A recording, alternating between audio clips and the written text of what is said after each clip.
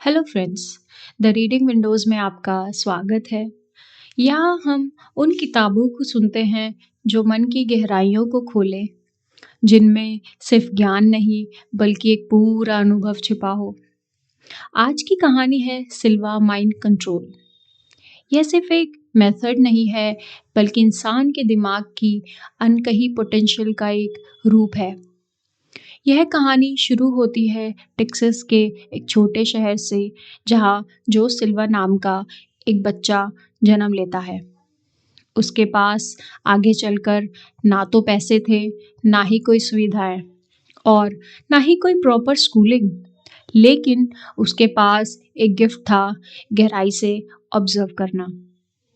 लोग बात करते, रिएक्ट करते, सीखते, भूलते और जोश इन सबको क्यूरियोसिटी के साथ देखता। उसका एक ही सवाल था कि कुछ लोग आसानी से सीख लेते हैं और कुछ स्ट्रगल क्यों करते हैं।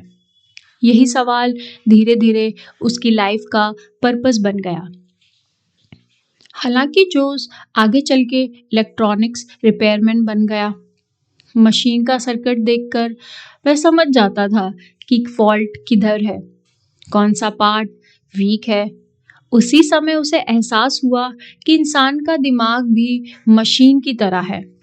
फर्क सिर्फ इतना है कि मशीन के मैनुअल्स होते हैं और इंसान के दिमाग के कोई मैनुअल्स नहीं।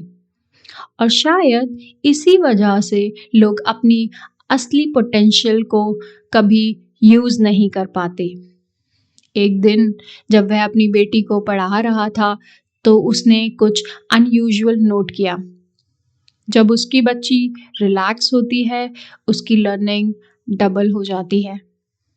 पर जब वही बच्ची एंशियस होती है तो सिंपल चीज़ें भी समझ नहीं पाती।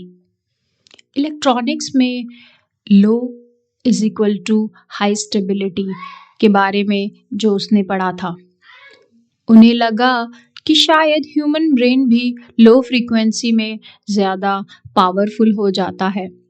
यही वो स्पार्क था जिसने सिल्वा मेथड की आग जलाई। जो उसने रातों को psychology, hypnosis, meditation and ESP पर एक्सपेरिमेंट पढ़ने शुरू किए। वह दिन में इलेक्ट्रॉनिक्स और रात में माइंड रिसर्च पर काम करने लगा। कई सालों की मेहनत के बाद उसने पाया कि डीप रिलैक्सेशन में brain naturally 7 to 14 cycle second की फ्रीक्वेंसी पर है, और आज जिसको न्यूरोसाइंस अल्फा स्टेट कहते हैं। जो उसको महसूस हुआ कि यह वह स्टेट है जहां इमेजिनेशन तेजी से हो जाती है, मेमोरी एक्सपैंड होती है और डिसीजंस क्लियर होते हैं, जिसने इसे गेटवे टू द सबकॉन्शियस कहा।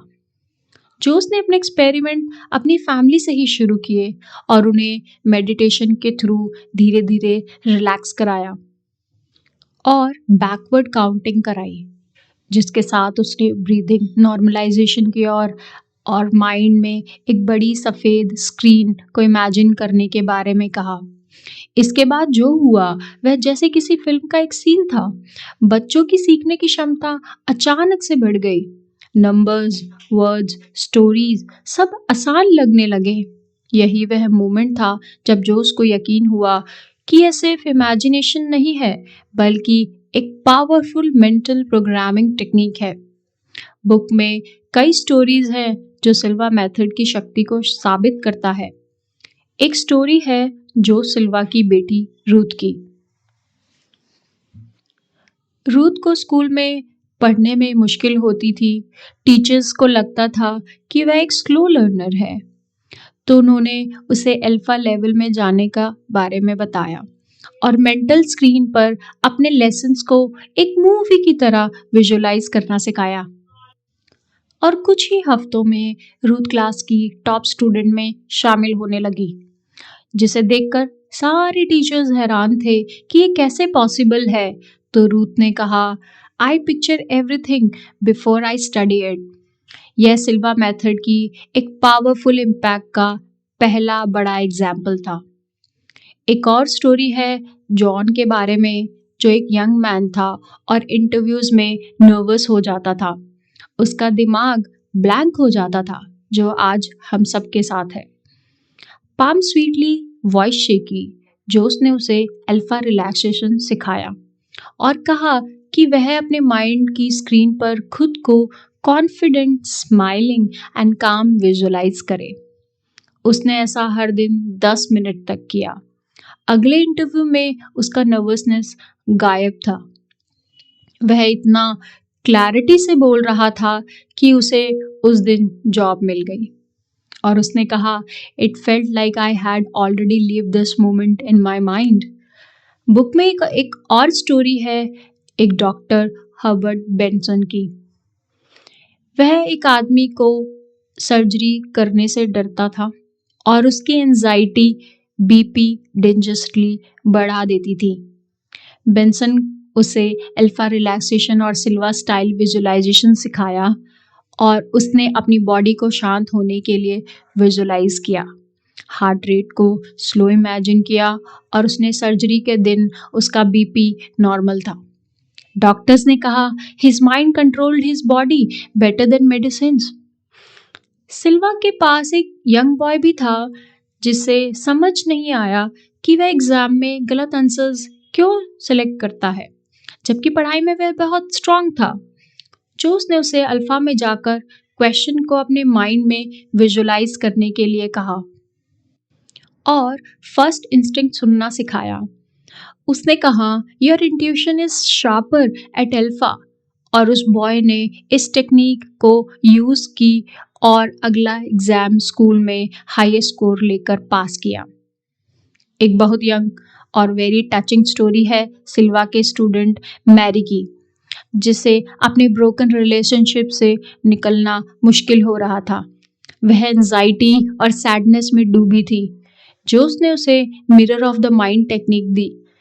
उसने उस दुख को वाइट फ्रेम में, अपनी नई खुशी, कॉन्फिडेंट सेल्फ को ब्लू फ्रेम में इमेजिन करने के लिए कहा। धीरे धीरे उसके इमोशंस हील हुए और उसने कहा, I rewrote my story inside my mind and life outside changed. इन स्टोरीज से एक बात साफ थी कि सिल्वा मेथड सिर्फ इमेजिनेशन का खेल नहीं है, बल्कि एक माइंड प्रोग्रामिंग की साइंस है। जो उसने दुनिया को बताया कि माइंड का सबसे बड़ा वेपन विजुअलाइजेशन है। वह कहता है कि आप अपने माइंड में जिस पिक्चर को बार बार दोहराते हैं, सबकॉन्शियस उसी डायरेक्शन में काम करना शुरू कर देता है। इसी वजह से लोग अपने फियर्स हटा पाए, हैबिट्स बदल पाए, गोल्स हासिल कर पाए और लाइफ के डिसीजंस को क्लियरली ले पाए। सिल्वा का सबसे बड़ा डिस्कवरी इंट्यूशन था। वह कहता है कि अल्फा स्टेट में माइंड उन सिग्नल्स को भी पकड़ लेता है जो नॉर्मली इग्नोर्ड हो जाते हैं। बुक में एक अमेजिंग स्टोरी है एक महिला की जो अपने खोए हुए बच्चों को ढूंढ नहीं पा रही थी। तो सिल्वा ने उसे इंट्यूशन ट्रेनिंग ली और अल्फा में जाकर एक जगह विजुअलाइज की जहां उसे अनयूजुअल महसूस हुआ। पुलिस वहां गई और बच्चा उसे वहीं मिल गया। सिल्वा कहता था, इंट्यूशन कोई मैजिक नहीं है, बल्कि माइंड की सेंसिटिव अवेयरनेस है।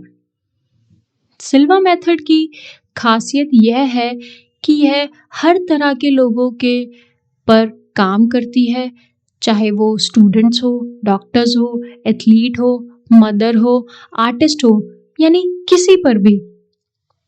रीजन सिंपल है, माइंड सबका एक जैसा है, सिर्फ उसका यूज अलग अलग है। जोस कहते हैं कि mind is like a camera, you decide what image you capture. Book का फाइनल मैसेज यही है कि आप अपने माइंड को ट्रेन कर लें तो लाइफ आपके लिए आसान हो जाती है, स्ट्रेस डिसॉल्व हो जाता है और हीलिंग ऑटोमेटिक एक्टिव होती है। इमेजिनेशन अनलिमिटेड हो जाती है और डिसीजन मेकिंग क्रिस्टल क्लियर हो जाता है। सिल्वा एक ऐसा आदमी जिसने स्कूल नहीं देखा, पूरी दुनिया को माइंड का सबसे बड़ा स्कूल दे दिया। और दोस्तों, यही है सिल्वा मेथड की आत्मा।